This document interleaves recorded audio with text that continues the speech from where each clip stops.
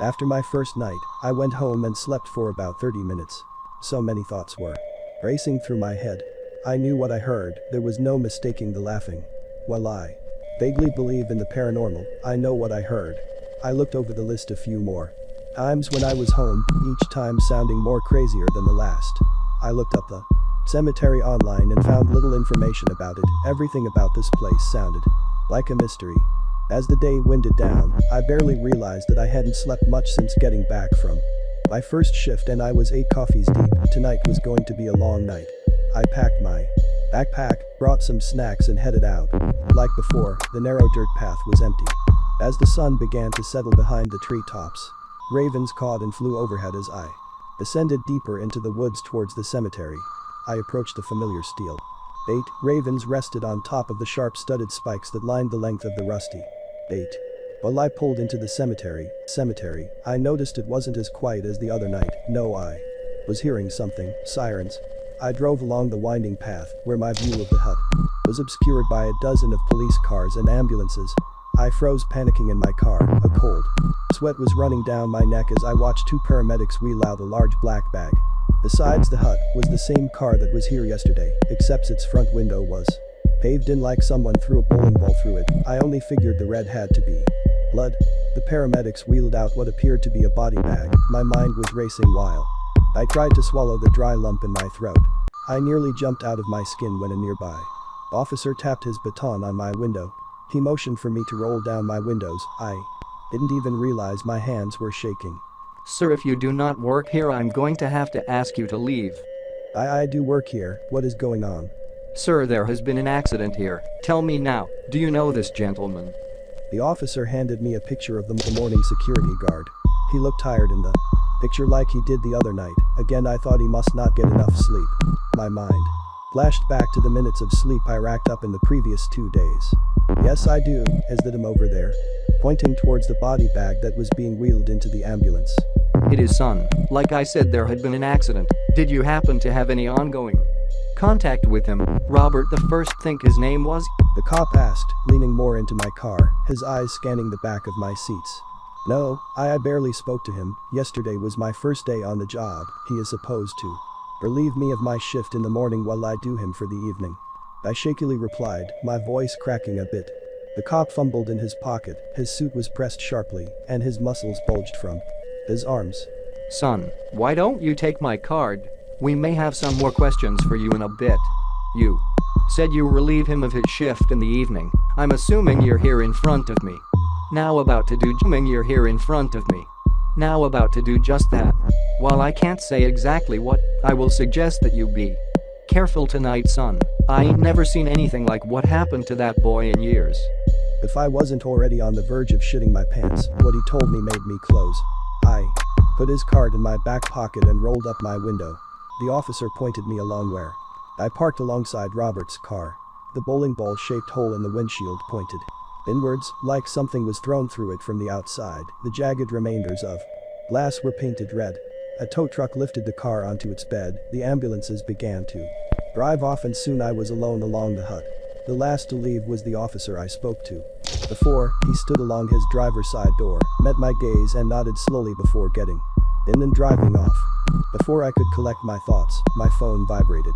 Another text message came in which read an additional months of advance pay had been transferred into my bank account. Soon enough, I got an email to confirm just that. I started to think I was going crazy now, either from lack of sleep or fright. My mind started racing. Could the Robert have died from not following the rules? What made the hole in his car? I reluctantly grabbed my bag and headed inside the hut. Before I could sit down, the ham radio began going off. It was only a couple minutes after my shift started. Hello, I answered, clearing my throat.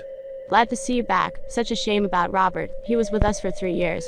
I'm sure you got the bank statement sent to you. I nodded like she could see that. Good. Well, think of it as payment for seeing Robert go out like that. Just keep quiet and more awards will be sent your way. The receiver clicked off. Great, I thought, having to keep quiet just because I am getting paid off. I had to think about it. I had all night to wonder about Robert, as well as what I could do with the money now. Well, I rhymed over the endless possibilities of what to buy. I refreshed myself on the rules of the night which ready for me. Before long, a couple hours passed by, and I was starting to feel the effects of only limited sleep from before. I sucked down 2 Red Bulls within those first few hours. Time seemed to stand still when the sun went down. The cemetery was swallowed by darkness and the world went quiet. Soon I was face to face with just the few graves I could see in front of me. I counted each to make sure I appeased rule number 4. While I struggled to stay awake, I was jolted up by the sound of the receiver from the radio going off. It hummed alive and struggled to catch a signal. I reactively went to grab it when I stopped myself short. Number 7. I read the list again. Sure enough, number 7, do not answer anyone talking from the ham radio except for the initial cow when you came in. I held back and waited for the receiver. It ended. What seemed like an eternity, the receiver continued until a faint raspy voice began to speak from within the static. He, hello, hello. The voice from the static. He, hello, hello. The voice from the receiver called out. I sat nervously in front of the receiver, my watch. Read 10 p.m. Hello. Drawn out the voice came in, more masculine each time. I tried to distract myself. I counted the graves, 6, just like last time. Then, the receiver went out, the static stopped. I let out my breath, which I didn't even realize I was holding. I looked out into the cemetery, zoning out a bit when something caught my attention. Trying to focus on my faint reflection in the glass, it looked like something was behind me. I froze up, feeling the hairs on the back of my neck stand up. I squinted harder, trying to focus on the black shape in the dull reflection. When I gathered enough courage, I swiftly turned around, bracing for the worst. Nothing. Again, I let out a sigh of relief. The receiver shot to life with ear-piercing static. Hello. Hello. Hello. Hello. Each time the voice Hello. Hello. Hello. sounding like a demented clown who sucked too much helium. My ears were ringing. I plugged them and shut my eyes tight, then silence. The receiver clicked off. I held tight for a few moments before I opened. I was alone. I scooted back from the radio and rested my head on the desk. Tears were bubbling in the corner of my eyes. Before I could wallow in fright, my bladder began to hurt when I realized I really needed to pee. This was something I was hoping I didn't have to do, but the 8 coffees all day and too quick Red Bulls weren't doing me any favors. I reluctantly sat up, zippered my hoodie and braced myself to go outside. The porta potty was about 20 feet from the hut, right next to a massive oak tree with big spider web looking branches full of thick leaves. As I stepped outside the hut, Rule 9 echoed in my head. 10 minutes I got. Don't forget to lock the door. I locked the door behind me and sped walked to the porta potty. I reached it in seconds, slamming the plastic door behind me and frantically reached my zipper. Waiting to pee, I started hearing rustling outside. The porta potty was dark, not a light, except for the moonlight peering through the hole on the corner roof. I started to pee, despite the rustling growing louder. 2 minutes since I started, plenty of time. I finished peeing and pushed the door open. 7 minutes to spare.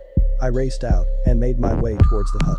I was stopped short when a ringing bell caught my ear. The bell went off in the darkness. I checked my watch, a little under 7 minutes to spare.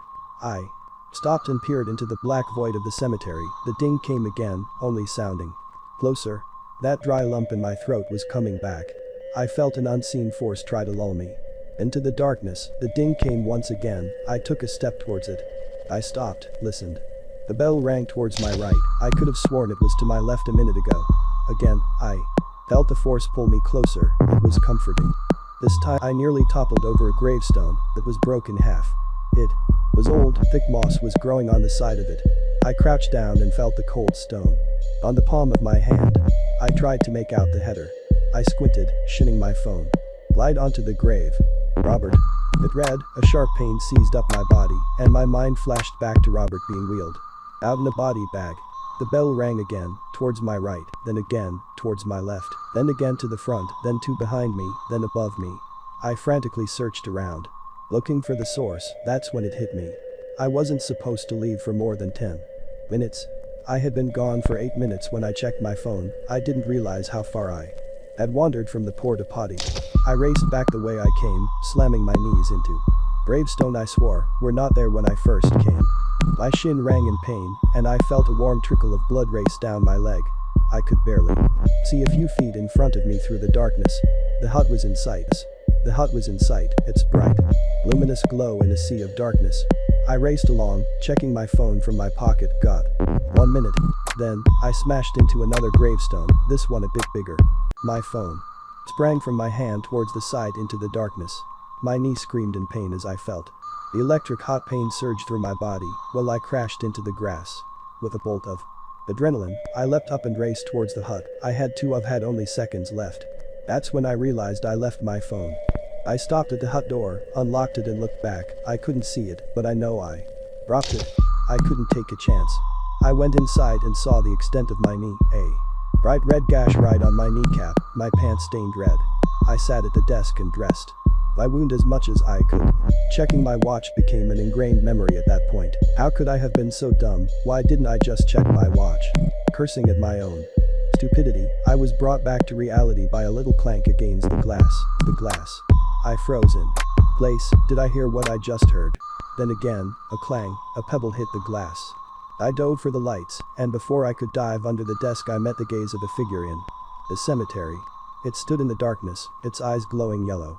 I stood frozen by this being, its eyes seeming to pulsate from within the darkness. Within a moment's flash, something smashed into the glass, my phone. My phone was stuck in the glass half in my side as sparks shot out from it. From within the darkness, a hellish shriek came. I dove under the desk as the earth thudded and vibrated around me. It sounded like a bear was prowling out there. Then the laughing started. The little girl's laugh came in waves. Then the ground would shake like an earthquake, feeling like the whole hut would come down. I sat in the fetal position with my eyes shut. The girl's laugh became more sinister and less human while the ground erupted around me. When I peeked out, bright yellow lights pulsated from within the darkness of the cemetery. I dove back under for safety and waited. I waited and waited, eventually having to piss myself as the yellow lights and vibrating ground continued for hours. For what felt like an eternity, until day began to rise. My shift was nearing an end, but who was going to relieve my duty, I thought. As the sun shone higher, I gathered enough courage to come out from under the desk. My bloodied legs stiff and sharp with pain. I let out a whelp and winced over my phone. Lodged within the glass, I was unable to pry it out. An old silver Cadillac began to pull up the road, its windows tinted black. It raced along, dragging up clouds of dirt. I figured this must be the new morning guy. As I stepped out of the hut, took in the morning air and noticed my back tires were both slashed. Not having any spares, I had to get home.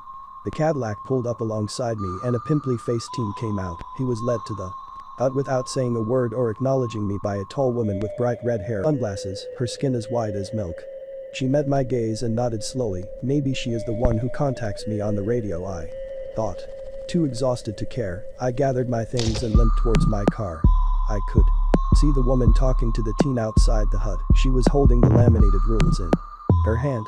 My car painstakingly kicked to life while I carefully rode down the path on 2 flats. I got home, with nearly my rims destroyed, and changed the tires quickly. I took a long shower, cleaned my wounds and crashed into bed. I woke later in the afternoon, did my daily ritual and prepared for my third shift. My leg was sore and achy. I wrapped it tight and took a couple of Advils. Before I headed out for my car, my phone began to ring. Hello. Nothing. Hello. You broke some rules, Henry, did you?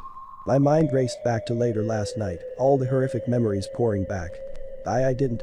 Or I thought I followed them. What now? Head to the cemetery. I'll explain. With my bag already packed, I raced towards my car and frantically sped down the road. Night was already approaching, much quicker than usual. The streets were empty and the air